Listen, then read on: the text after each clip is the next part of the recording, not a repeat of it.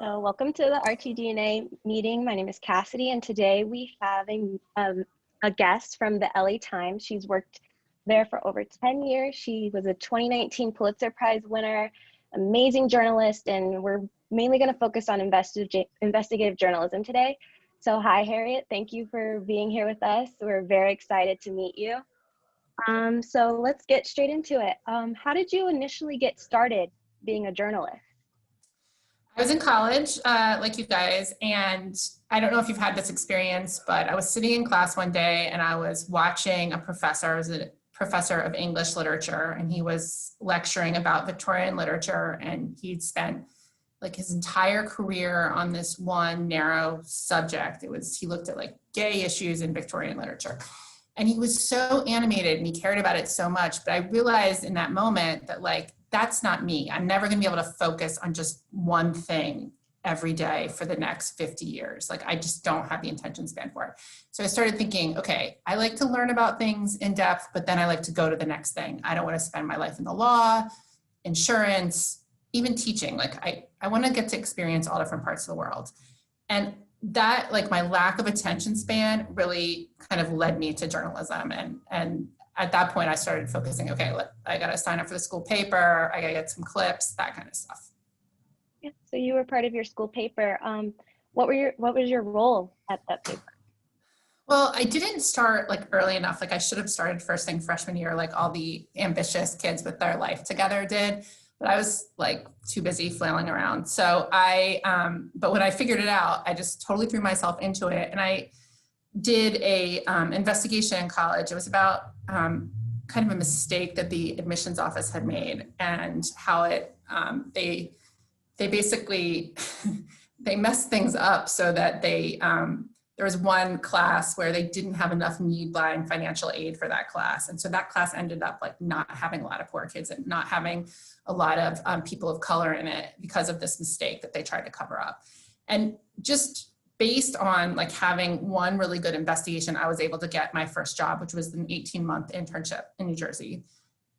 So that was, from there, I was at a newspaper for 3 years and doing like print stuff. And then I went to work for a cable channel for 8 or 9 years. And then I ended up at the LA Times. Wow, that's amazing. So now you currently work for the LA Times. Could you explain like your day-to-day experience working with the LA Times? Sure. So I was hired at the LA Times because they were very concerned. This was like 2008. They were really concerned about TMZ and about like all the traffic, web traffic that was going towards that website. And really at that point, the backbone of TMZ was like getting scoops in the court system about celebrities. So like whatever's going on with Britney Spears or, Chris Brown, whatever, divorces, whatever, like they were always behind the 8 ball on that. So they wanted somebody who could do that kind of stuff. And I had been covering courts. So I'm like, whether it's a celebrity or a regular person, I like know how to get it. So I took that job and I did well. And they started moving me to help other people with kind of more in-depth projects. Again, because I knew the court background and I knew how to get court records and public records. And then it was just like sort of this like pretty quick slide into doing investigative reporting.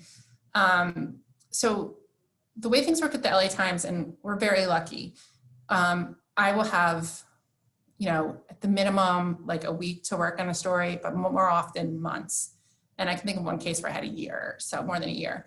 So it's, there's not like a beat that you're covering where you're going out every day, walking around, talking to people, calling your sources. It's not like that. It's like, I worked on stories about opioid abuse, about pills and heroin, things like that. Worked on that very intensively, then moved from that to another point. I was writing about abuse by priests in the church, and then at another point, the Kabbalah Center, and then at another point, USC and the gynecologist there.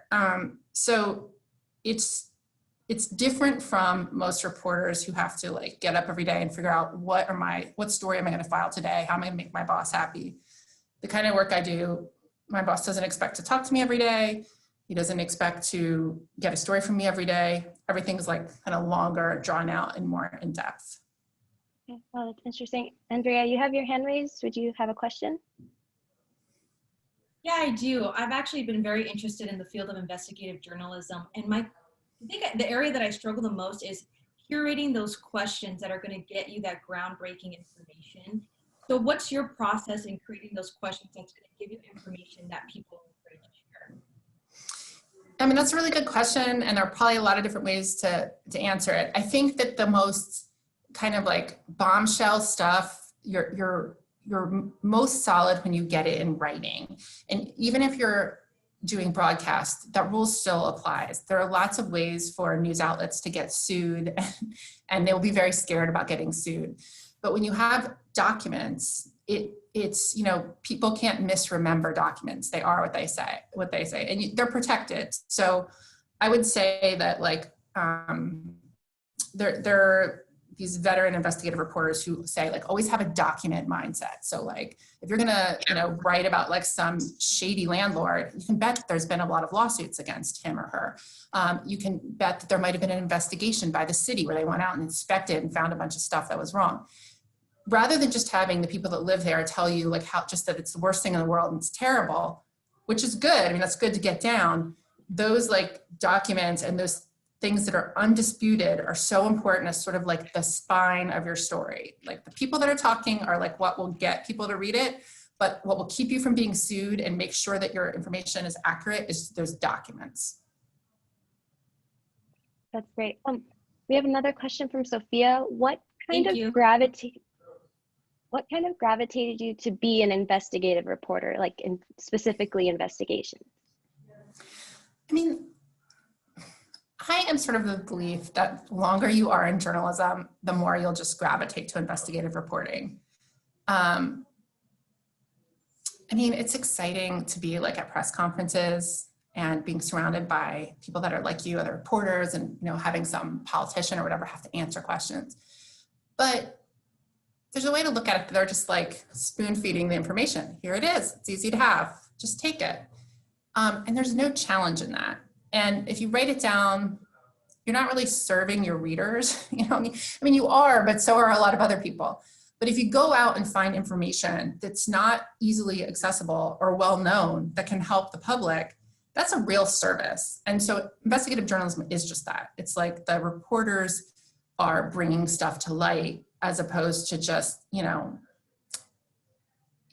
covering the back and forth. I don't know if that makes sense. Yeah, it makes perfect sense. Perfect sense. We have another question. Have you ever been in a sticky situation because of a story you're reporting on? Yeah, I mean,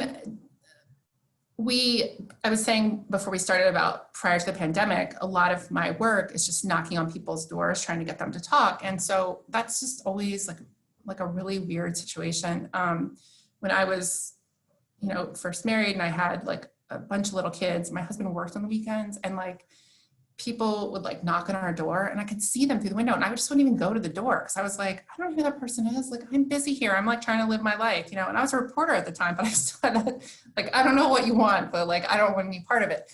So every time you knock on someone's door and they come to the door and they open it, they are going to want to just get rid of you, you know? And so you have to like figure a way in like, you might have 30 seconds, you might have 15 seconds, just say like, this is why I want to talk to you. This is why. And so that's like always like a moment of, you know, it's a very intense moment. It can be dramatic. And then like with that, there comes like, people have dogs, you know, people have that chase you. They have strong feelings about reporters. They'll start screaming at you, things like that.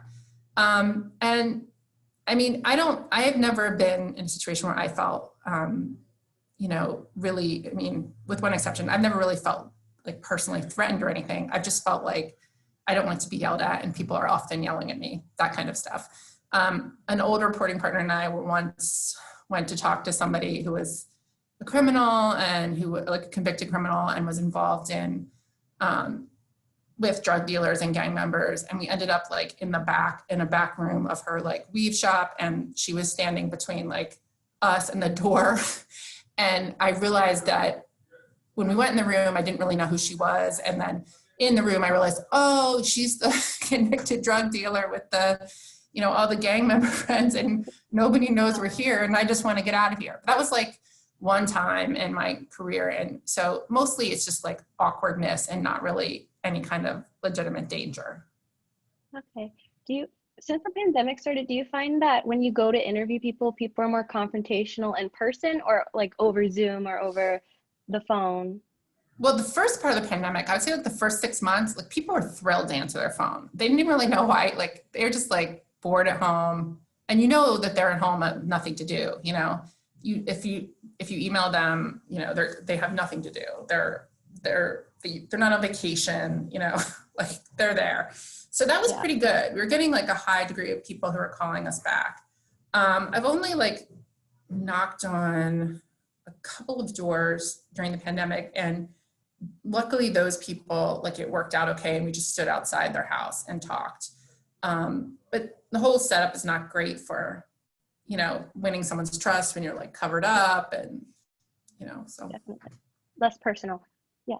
So we have another question. What has been your favorite piece that you've done up to this point in your career?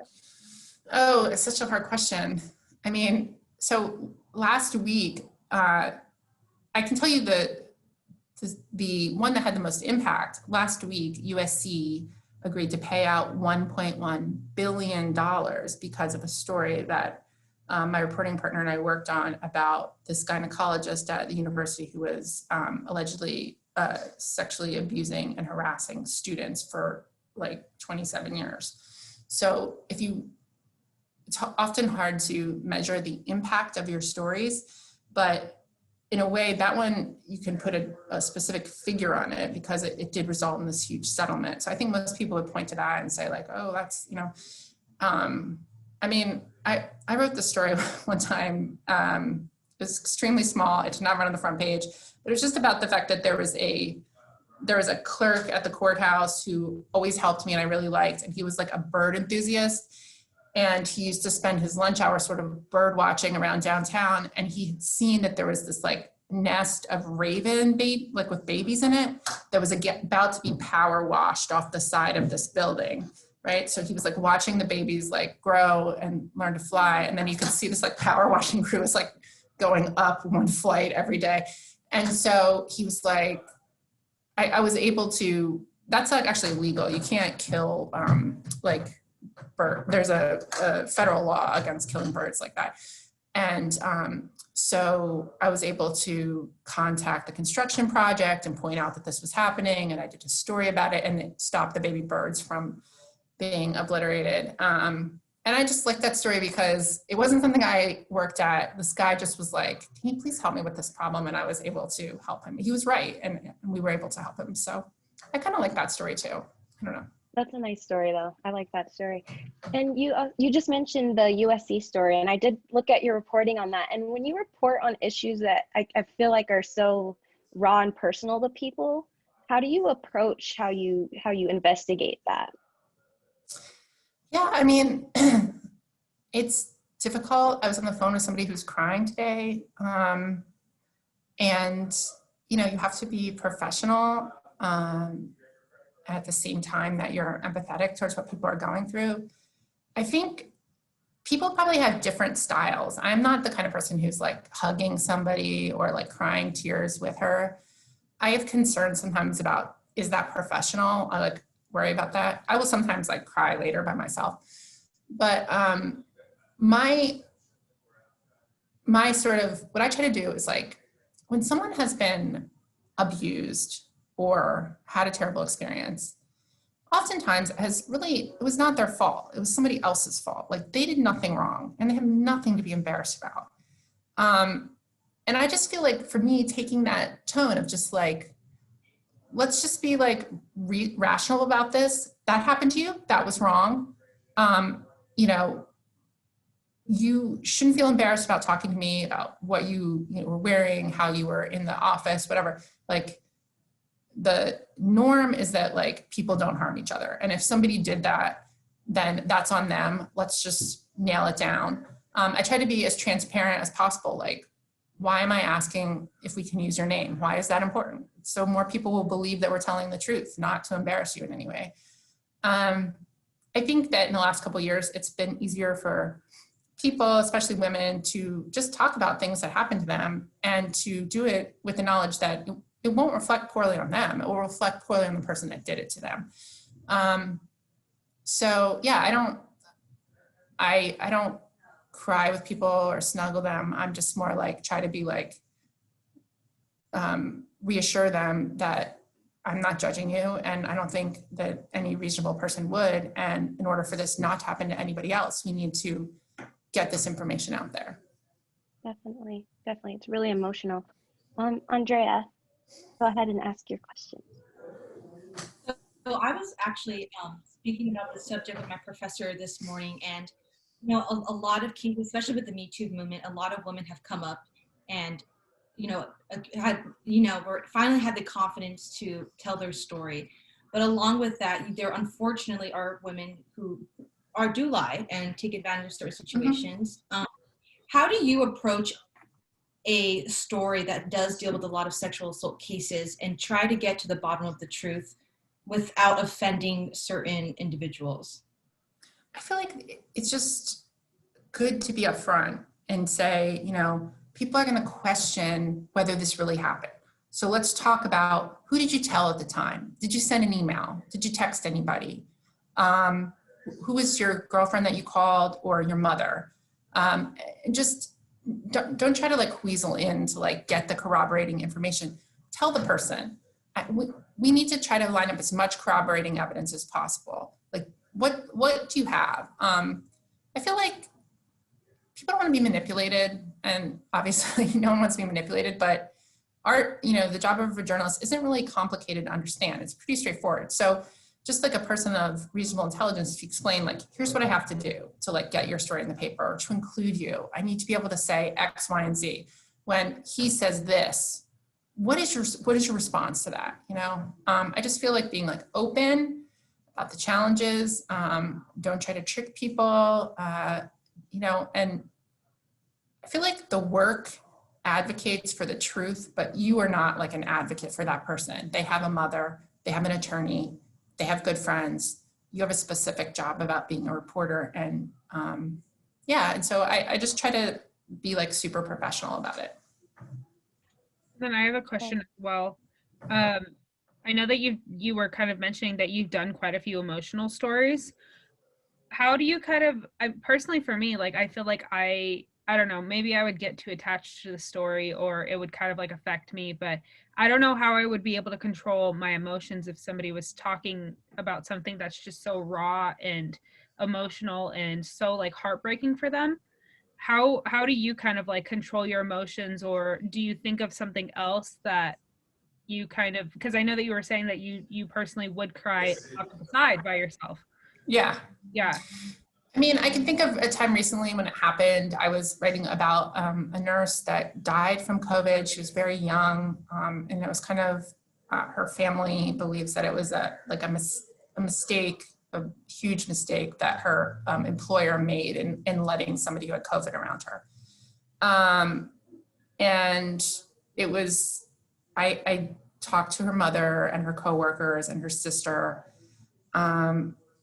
And when I called them back to do the fact check, and I was, trying to convey to the readers what it had been like for her mother to see her dead body in the hospital, my voice broke because I was thinking about my children and about my sister, my daughters and my sister. And I was so apologetic because it was embarrassing, and like everything had been going like fine up till then. And they both were like, do not worry about it. We understand, and then I just like try to get back. I mean, they could definitely tell that I sympathize with them, but I was also talking to them to check the facts to make sure everything was accurate, which is really my job, not to like be their social worker or, and there are other times, I mean, I think there are people that I've talked to for stories that I think about, stories that I did 6-7 years ago. I think about them and their families like every day. And I probably don't even cross their mind anymore, So I think it's hard to predict, I think sort of in your own backgrounds, that's what's going to resonate with you, you know, your own, where you came from, the things that you worry about, things you fear. That's what's really going to resonate with you. But I don't know. I think other people do it different ways. Like I have coworkers that I'm sure are just like, you know, that hold people's hands, that are like, we're going to get through this. And that's just not authentic to me. So I'm more like the person whose voice breaks while she's trying to hold it together than the person who's like openly weeping alongside you. Yeah, that kind of makes sense. I just also, for like a journalist perspective, we're also human too. We're not trying to be like a robot and just collect information. Yeah. I don't know. Personally for me, like, I think that sometimes we shouldn't be doing that, but at the same time, it's like we're making a human connection. And maybe that's more of they would be willing to talk to us if we are kind of making that connection with them. So I was just curious on your perspective. Yeah, well, I think you bring up an interesting point, which is like, what is authentic to you? Like, what would you naturally do in any situation? Yeah, so I think that with that, I don't think there's like a specific, you know, journalism school like guide. I think that it's like, again, like if you were being inauthentic, if I was like, then you're trying to manipulate the person into giving you information, which is really immoral thing to do. And so you wouldn't want to do that. But if you were, you know, acting the way towards that person, the way you would to anybody you met, anyone, you know, whose story you were learning, I feel like that's fine. But you guys are old enough to know that politicians, whatever, you know, people that are acting in an inauthentic manner, it never works. It just looks terrible. You know, everybody can tell. And so you have to go with what is natural for you. Thank you. I appreciate that. Sure. Definitely. So we talked about just how things can get emotional or things can really like touch people. And also on the other side, it could anger people. Have you ever received like blowback or a negative reaction to something you've reported, and how have you reacted to that? Yeah, I mean, all the time. And, you know, if we got something wrong, we will absolutely correct it. But usually, I mean, that's not really the issue. I don't know, you want people to say, I didn't like the story, who maybe the person who was a target of it, I thought it was fair. Like, I didn't like it, you know, at all parts of it, but I thought it was fair. I mean, there's a lot of people out there right now who are like really mad at the media, or like what they perceive to be the media, the liberal media. And there's like certain people that no matter what I write, I always get an email that's like, oh, the liberal LA Times, blah, blah, blah, you know, and it's like, it's not specific. So it's pretty easy to just discount it. I don't know. Like for reporters, like corrections are kind of the worst thing that can happen, because that goes on top of your story. People click on it, they see that there's correction, it casts doubt on everything you reported, because if you got one fact wrong, maybe you got others wrong. So that's something I take really seriously, and we go through these arduous fact checks to make sure that there are no corrections. So I set corrections in like its own category of terribleness. Yeah. Okay. So we have a question from Andre. He's asked, can you go over the newsroom process of what, when you're trying to pitch ideas, since it's not a typical 24-hour turnaround with the LA Times? Yeah, I mean, so we have, so like I'm at one end, kind of all the people that are working in as reporters, like news reporters, like as I mentioned, like I often have months to work on a story, so I'm like all the way over here. And then, you know, we have programs that bring in younger reporters, people that are maybe just out of college or out of like a small paper. And for them, like my advice would be, like, do not wait for somebody to tell you to do something. And also, most of the people that work in the newsroom are like way older than you. They didn't grow up where you grew up. They don't live where you live. Like each of you has a perspective because of your age and the specific of your life, that you can see a bunch of stories that are never going to occur to the editors at the LA Times. They're just, I mean, they probably think they're terrific stories, but they don't even know about them. And so it's finding one of those and like, not just pitching it, but being like, I already interviewed 3 people and got the court records on this. I think it's great. Like, I think this could be a really good story. It's like, you know, every other institution where people can be sort of passive. And if you show up having done like 90% of the work, no one's going to be like, no, you can't do that. You're not old enough. You're not experienced enough. So I would just say, like, my advice is read, if you want to be a print journalist, or in this, you know, for a broadcast, it also applies, but like spend some portion of every day in the presence of reporting or broadcast that is much better than the level you're at. So like, for example, like, you know, when I was in college, I always read the New York Times every day. I mean, I still do that, but like the Washington Post, New York Times, the Wall Street Journal, if you're going to be print, like stuff that you think is like way above like anything you're doing, but just like get those kind of words and ways of presenting a story so ingrained in your head that when you go out in your world, you can just see these as potential stories, and you can start to think like, how would the Wall Street Journal tell the story? How would the LA Times tell the story? How would the New York Times tell the story? Sometimes it's really obvious that people who are starting out haven't spent a lot of time reading the publications they aspire to work at. And it's the same as for broadcast. Like, you know, my husband's a producer for NBC News, and there's a huge difference between what they do and a lot of like local stations, the quality of the writing. So you'd want to spend like, just have that ringing in your head a couple times a day, so that when you go out to do your piece, you are aiming for where you want to work, not just like, you know, what other people are doing. And yeah, my pitching idea is just like just picture like the most boring people. Picture someone who's like, you know, me, they're like, you know, they have their family, they're just like kids, blah, blah, blah. You know, nothing exciting ever happens to them. I am never going to like think of the kind of story that you may see every day. Like, you know, and so you have this like great advantage in that way. You can like, you know, knock the socks off editors with being like, I don't know, somebody told me this like 5 years ago. I know it's old news now, but at the time it completely like shocked me. It was that like Instagram influencers were totally like falsely pretending. They were like faking that they were being paid to endorse stuff. And it's all about, somebody told me all about the fraud that was in the Instagram influencers world. And I was like, what? That's crazy. But I guarantee that you guys all probably already knew all that from looking at Instagram, but I didn't. And that would have made an excellent story, and one that wouldn't have been obvious to, you know, older married suburban people or whatever. That's great. Yeah, Andre, I agree. We do need to diversify the newsroom in thought and appearance. So I have another question about, mostly you talked about immersing yourself in journalism and like looking at ideas so you be able to go out and know a story when you see one.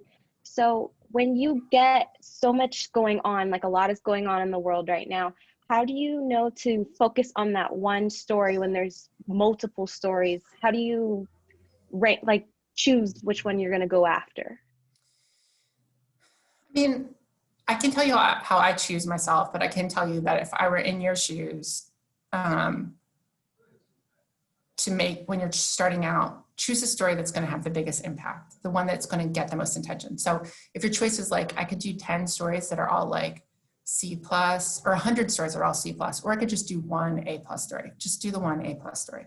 So when I was in college, I was like, you know, again, flailing around, but I did that one investigation that got a lot of attention, and that got me a job. They didn't know about all the other like sort of middling stories that I did. They didn't care. They only focused on that one.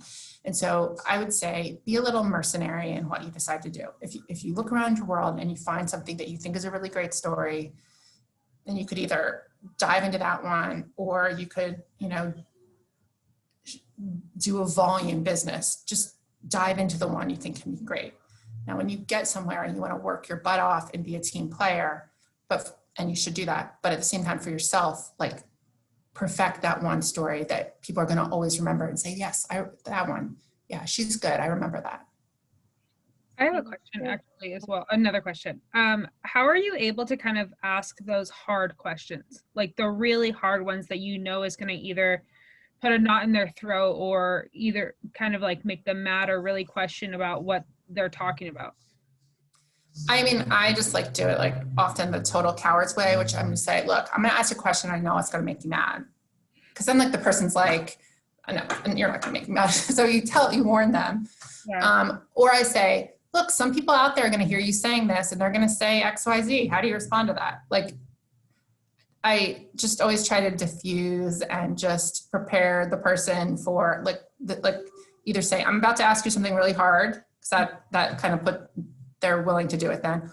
Or just say, look, as a reasonable person, you certainly must know that people have this question for you. So it's not crazy that I'm asking you this question. Those are my like sort of tricks. Okay, that makes sense. Because I've seen a couple different interviews of investigative reporters asking their interviewees different questions, and I've seen them get really mad, like to the point where it looks like they're almost going to hit them or something.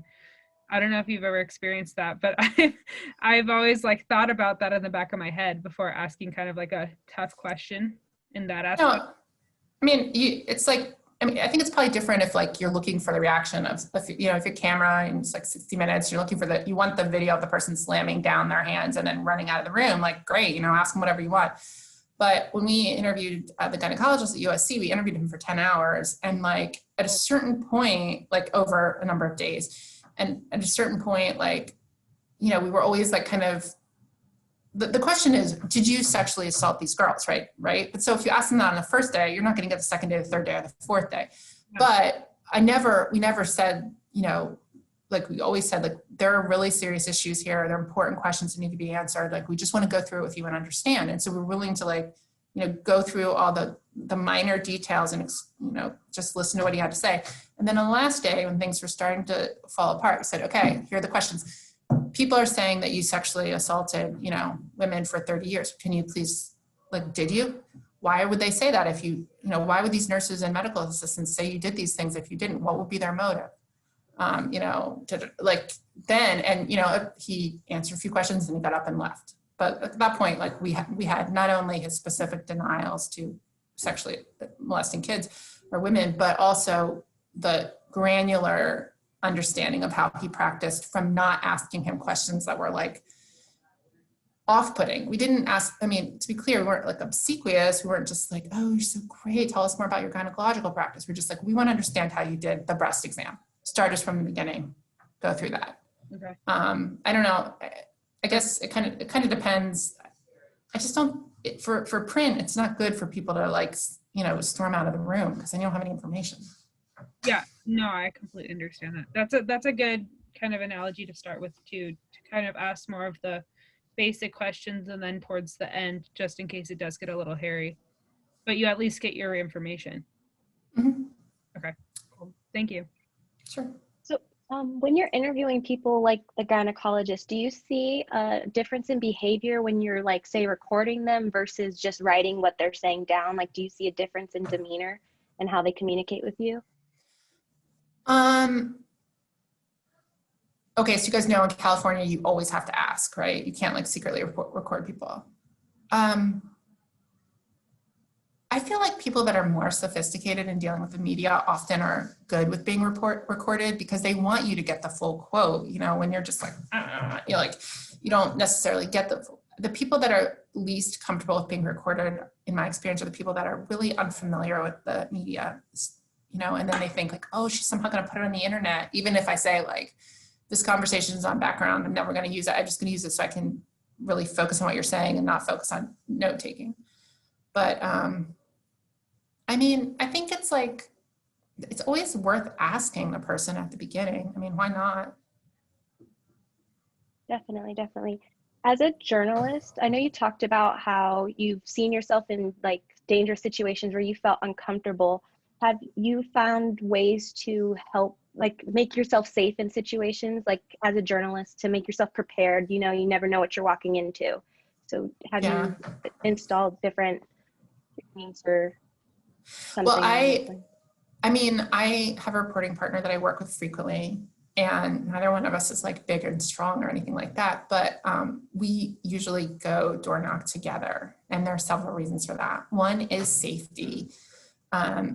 Two is that there's then two witnesses to whatever happened. So if someone comes and says, like, we actually had this happen where a woman or somebody like later accused us of making these really offensive statements to somebody, which we didn't make, but it was like, you know, I said I didn't say it, he said he didn't say it, and it was two words against, two people against one. So just have, you know, a witness to whatever happens. The third is that it's good to have a friend with you in case, you know, the person you want to talk to may respond to one person better than the other.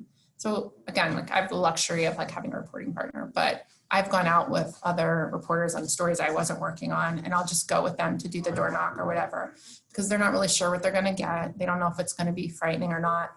It also could be about a sensitive issue, and they think this person might feel more comfortable talking to a woman. So if you're there, like you can just stand there and listen. And the last reason is that like it sends a message to the people that you're trying to talk to, which is that, you know, we think our newspaper, we think that your story is important enough that two of us came out here, you know, at night or whatever to talk to you. Like, you know, I mean, I think generally knocking on someone's door conveys that message. But when you have two people dressed in professional clothes with business cards saying like, we're here because we want to understand what you think, what you saw, what you did, that can be really powerful. And it goes nicely with the safety aspect of it. Definitely. And you talked about how the newspaper wants to convey that like every message that you go out for is important and people's stories are important. What do you think they specifically look for in a story? Like, is there a threshold for, say, the Los Angeles Times that it makes the paper? I mean, I got that raven's nest baby situation in the paper, so the standard's not that high, I guess. You know, I don't know. We don't even like, so obviously the newspapers changed a lot, you know, all journalism outlets have like sort of shrunk down, and we've, you know, we have a new owner, so we've expanded a little bit. But I mean, do you guys know, like, there are people who are tried for murder and sentenced to death in LA that like we don't even write about their stories because, you know, Los Angeles is so enormous that things that would be, you know, in another town that would write like a story every day, we don't even write about. And I just mentioned that not to criticize the paper, because I understand how these, you know, we don't have enough reporters to cover every single thing that happens, is that like, what is an LA Times story is deeply subjective. And when someone put in the chat earlier about like, you know, you diversify the newsroom, I mean, one of the reasons is for decision-making about that. What is a story? You know, because of iPhone, all kinds of things of everyday life are now recorded. And so we know they're real, but they had been happening for a long time and nobody was writing about them because they were sort of dismissed. So I think that if you believe in a story, you should report the heck out of the story. And also you should sharpen your argument about why it deserves publication. And that's something that takes some time of just sitting with yourself and doing, like, why should people hear this story? Why is it important? It's like boom, boom, boom. And that's a skill too that you will develop as you're pitching your stories. Perfect. We know since the pandemic began, internships are kind of few and far between. A lot of stations have chosen not to take interns. So it's become like even more competitive than it was before. And a lot of students want to get back into getting internships. Do you have any advice for students looking to intern at a big major outlet like the LA Times? Like how to get noticed, how to be seen? Right.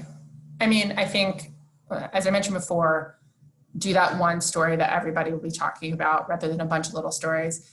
And then the second thing is, like, I know this from my husband, this is probably like inside information, but he was like hiring for like an NBC internship program. And I know one of the questions they ask everybody, so I'll just tell you, because I think they probably do this in a lot of places. There's a concern among, you know, media people that younger people cannot distinguish from social media and like vetted real news sources.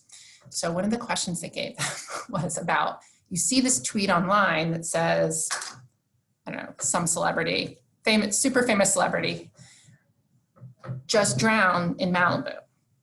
And it's just a tweet. It's not a news source. It's just some user tweets that. What are you going to do to verify this? What is your next step? And so the people were like, oh, like DM that, that Twitter user and, get their phone number and call them. No, that's the wrong answer. The right answer is call the lifeguard in Malibu. You could call the police in Malibu, call the sheriff's department, call the mayor of Malibu. Or you could say, and do you guys know how to use Instagram so that you can like do the location, put in the location, everybody who was at the beach, Zuma Beach in Malibu today, and start like looking for people who are real people in contact. Did you guys see any police activity out there that way?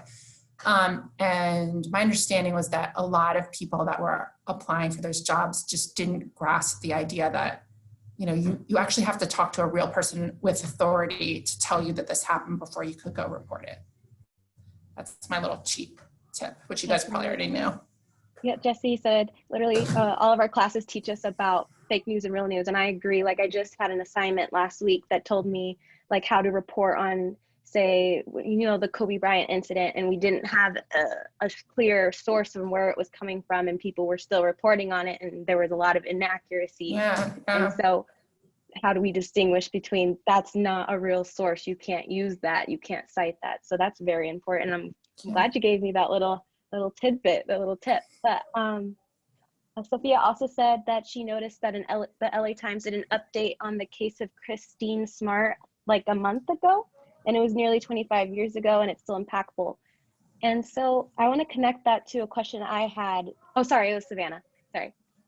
When you have an update on a case that's been, say, 20 years ago, how do you approach getting the facts from something so far back? Like, how does that work, really? I mean, that can be really daunting because, people, especially if people have been, all different kinds of people have been writing about it for a long time. You're like, oh, what can I bring to it? But I think that I'm a huge believer in true crime coverage. I feel like people do learn about how the government works and the police works. Like you suck them in, but with the picture of the beautiful co-ed, and it's tragic, and then you educate them about what it takes to, do a police investigation. What rights do people have? So I think it's a really worthy subject. I mean, if you want to be I can tell you that a lot of the young reporters who've been really successful in the last couple of years at the LA Times, who are, get important assignments, are well thought of, are people that figured out how to use court and law enforcement records. So, make yourself a Google Doc and just be like, okay, I need to get a statement. Let's say I want to get a statement from the LAPD. How do I go about doing that? What detective is working on this case? How do I find him or her? Where do they work? How can I call them? And most important is the court files. And it's really daunting. Some of them are online. Some of them you have to go physically in person. It's a super hassle with COVID. But if you can educate yourself to that, the court file for true crime is the entire story of the case. It's like all the raw notes to your story, and you can't be sued for anything that's in there. And there's a bunch of people that are in there giving facts and giving their opinions about what happened who will never talk to you. They will never even return your phone call, but it doesn't matter in a way because it's in the court file. And so it's a little bit of pain to learn how to use all these records and to go through the hassle. And I literally write myself notes about certain, how do I do search warrants in Pomona or whatever. But once you do it, you have just in some ways it's more important than your college degree because you are such an asset to yourself, but to other people. You can raise your hand and be like, I can go scrub the person at the courthouse. I'll go get those records. So even though it's a hassle, if you're going to go look at an old case, I would say familiarize yourself with the court record, see, what happened, but then what happened recently. And a lot of people are going to read it who never read anything about it before. So that's one thing in your favor. Yeah, you can touch a whole new group of people, definitely.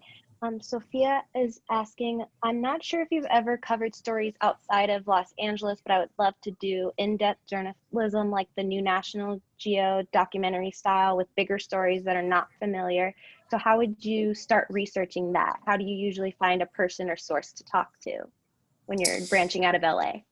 Yeah, well, I think what a lot of people do is that there are like community news sources in small cities and small towns where there's like the newspaper or the local NPR. And so I know reporters who, when looking for stories, will every day, they pick a region of the, the state or whatever, and they'll just read the headlines of every paper. I mean, that's how a lot of stories.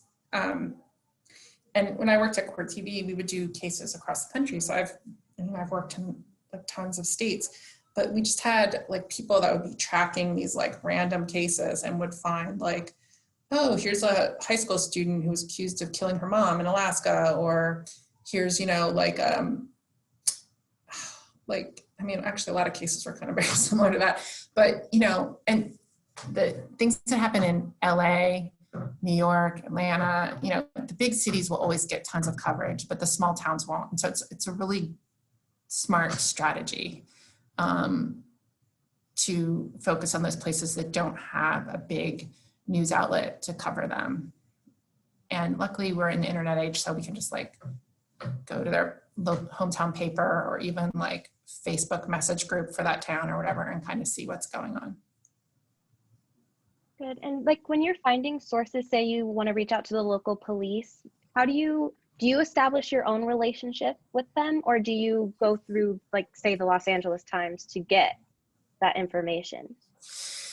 It depends if it's like a breaking story. Like I often, like we have to work weekend shifts a couple times a year. So then I'll be like, literally like there's a shooting in, Compton. And like, I'm just like trying to find like the duty officer who has a printout. They're just going to read me the information.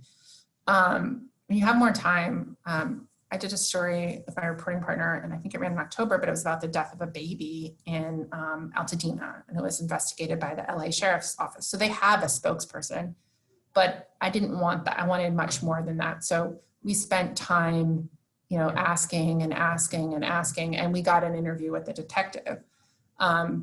It wasn't like a big celebrity case that a lot of people are going to want to talk to him about. And it was a case I think he cared about and we cared about. So he eventually sat down with us. A spokesperson is going to be good for breaking news, but if you're going to, be spending a lot of time on something, it would be good to get the detective or, whoever was assigned, because they're just going to know so much more. Okay, great. Sophia asked, what is the longest story you've covered? I worked on opioids for a long time.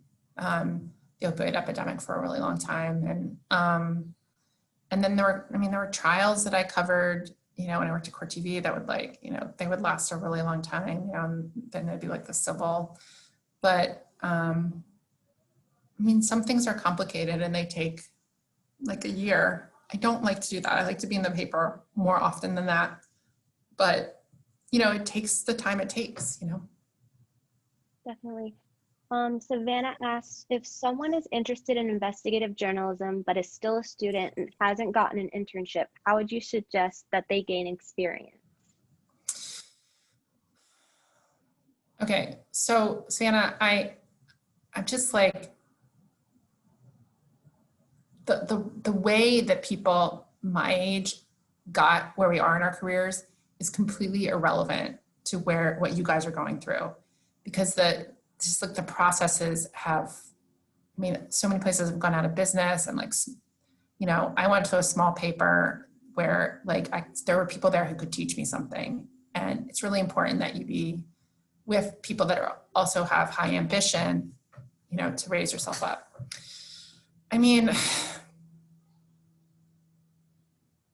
So I don't know. I don't want to give you the wrong answer. What I've seen, what I see is I see a lot of people, I don't want to give you the wrong answer. I don't know. If you send me an email, I'll try to put you in touch with a better person.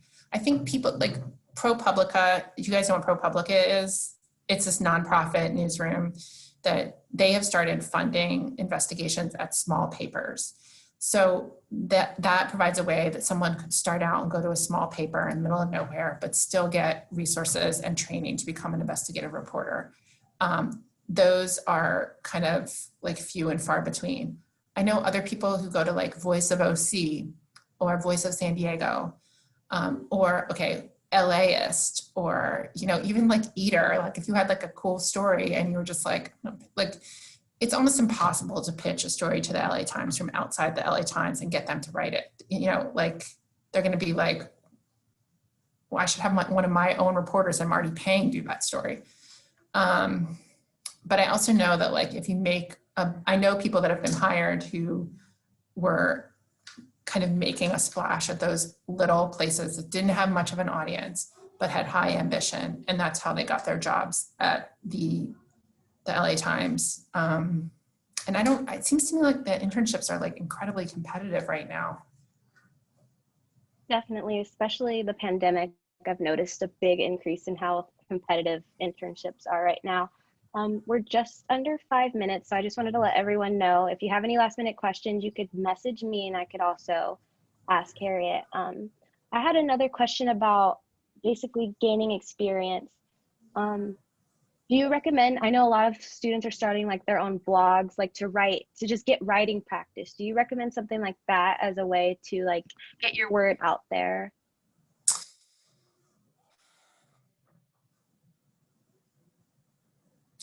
I don't know. I can see it being like a high risk, high reward kind of thing. I think everybody needs an editor, like, and not just like for grammar, but also for like, and is what I'm writing like offensive and I just somehow missed it, you know?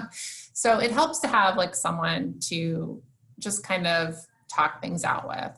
I think the process of writing every day is a valuable one, and you don't want to be scared of writing. And the more you do it, the less scared you are. I don't know. That's not something that was, that I've heard, like, I've never heard somebody being like, oh, I read her blog and it was so great and then I hired her. I've never heard that. Okay. Would you suggest, I know that kind of like piggybacking off of Savannah's question, would you suggest, I guess, students kind of look into more investigative things that they could do on their own, like making packages or different things like that, like an in-depth piece? Yes, I mean, I know that like USC did that in their journalism school. Like we broke a bunch of stories about USC suggesting that it was, kind of place that covered up secrets and was sort of, not on the up and up. And so they had an investigative program at their journalism school where they investigated USC. And I think that, look, Cal State is a public university. So that means that the money, all the money that goes through it, the hiring decisions, all this stuff is open to public scrutiny.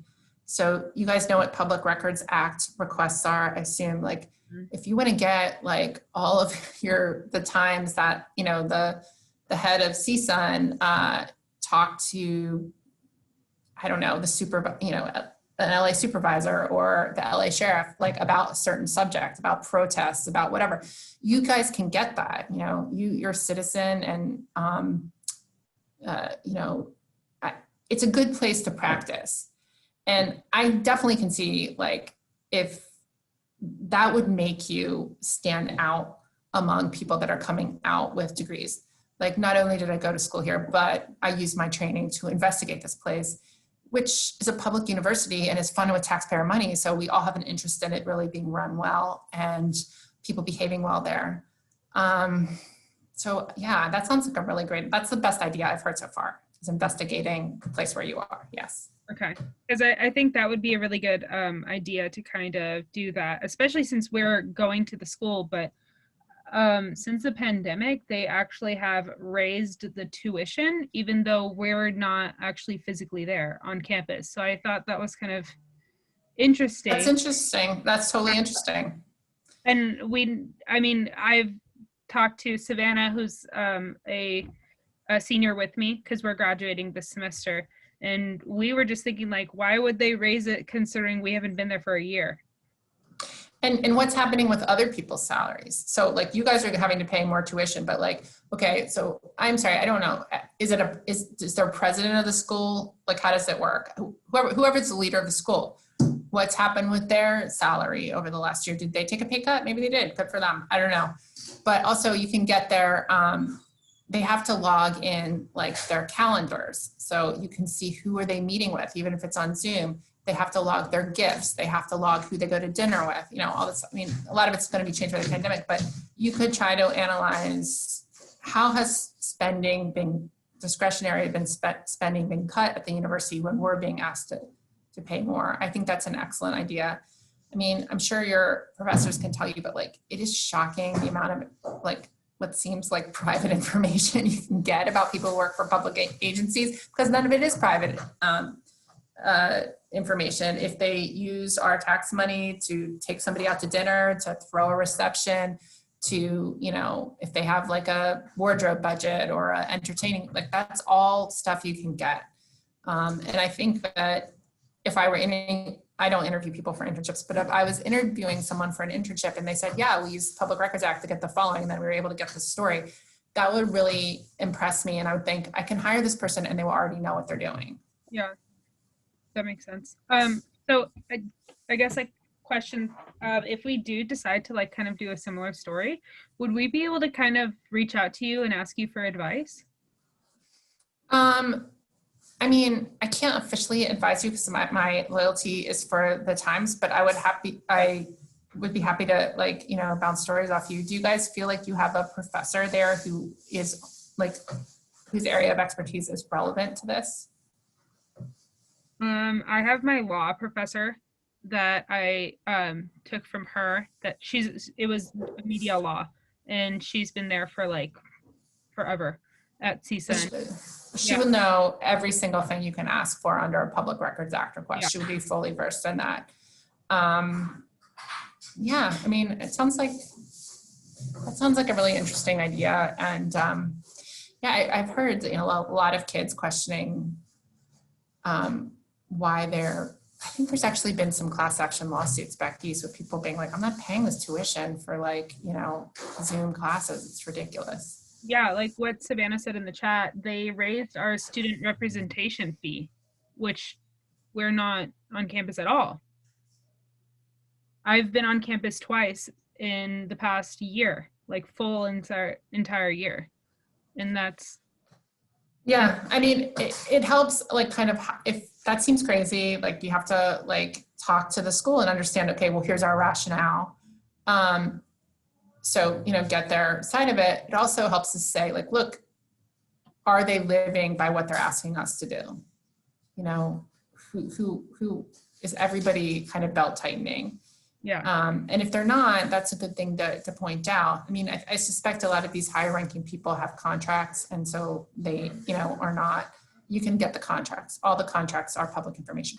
So you can find out like, you know, this person's, you know, actually got their contracted 3% raise this year under their, you know, because they have a contract, but like my parents did not, you know, are having to pay more or whatever. So, or I'm having to pay more. Yeah, that sounds really interesting. I mean, try to like, you know, there's different ways to approach it. There's, you know, filing the public records. There's asking like the press office and stuff to explain to you why, like to explain these issues. And there's also like, you know, click around the internet and read stories that have similar stories that have covered this topic at other universities, and what were some of the things that they found out, and do they apply to CSUN? And, you know, if you went to USC or Princeton or, you know, a private school, you would have no way of knowing. You would have no chance of getting that information. But that's one of the great things about it being a state university is like you can find all that out. They have to give it to you. Awesome. Thank you. Well, we're just over 6 o'clock. I don't want to keep you too long. Thank you for being a guest. You've given us so much amazing information. It was an amazing meeting. Yeah, so thank you. Hopefully we could get you back next semester. You did mention that if students wanted to contact you maybe on advice that they'd be able to. The email that I have for you, is that the easiest way to contact you? Yeah. Okay, Yeah. perfect. I'll get that out to them. It was soon. good chatting with you guys. Thank you so so much. much. Take care. Thank you.